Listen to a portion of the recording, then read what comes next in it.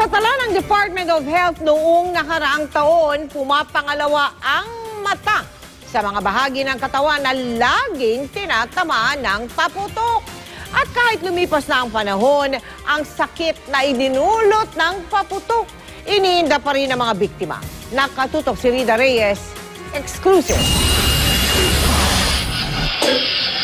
Sa gitna ng pagsalubong sa bagong taon ng pamilya ni Alexis noong 1 taon, ang sinindihan niyang fountain tumagilid sa direksyon malapit sa kanilang kusina.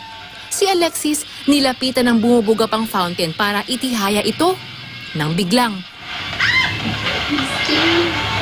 Halos masunog ang buong mukha ni Alexis, kasama na ang kanyang 2 mata. Parang pong may sumapak sa akin na parang Tapos from yung eyesight ko po was all white. Then suddenly makikita mo po na parang pasara po yung mata ko. Nawawala yung light na, naging darkness na ho lahat. Yung pulbura kasi ang pumasok sa akin. Actually nung ina-operan po ako, yung mga stapler pa ho yung mata ko. Maswerte namang nailigtas ang mga mata niya dahil buhay pa ang optic nerves nito. Pero hindi naging madali ang pagpapagaling ni Alexis, kaya ang mga tao sa kanyang paligid ang nagsilbi muna niyang mga mata. Since infected yung mata niya, yung lungs niya rin, tsaka yung skin niya, since 2nd degree burn siya. Every time, dapat 2 persons lang yung magbabantay sa kanya. Hindi man lubusang naibalik sa normal ang kanyang paningin, maswerte pa rin si Alexis. Hindi gaya ng ibang nagtamo ng firecracker-related eye injuries. Sa tala ng DOH noong 1 taon, pangalawa ang mata sa mga bahagi ng katawan na laging tinatamaan ng mga paputok.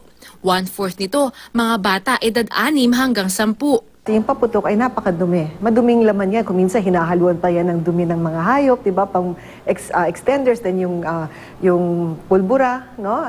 And the eye is very sensitive. Kung matamaan yan ng kahit kahit maliit na bagay, pwede magkaroon ng infeksyon, pwedeng madamage, pwedeng mabulag. Komplikado rin ang gamutan kapag mata ang nasugatan. Hindi rin lahat ng eye injury kayang mailigtas ng cornea transplant. Kung butas na, wala na, at masyadong magulo, we cannot transplant the entire eye. Wala. Bulag ka na. Oo. Kukunin na yung mata, tatanggalin na lang, artificial eye na lang. Kaya panawagan ng DOH, iwasan ang pagpapaputok. Dapat daw, lokal na pamahalaan na ang manguna para i-regulate ang paggamit nito. Rida Reyes, nakatutok, 24 oras.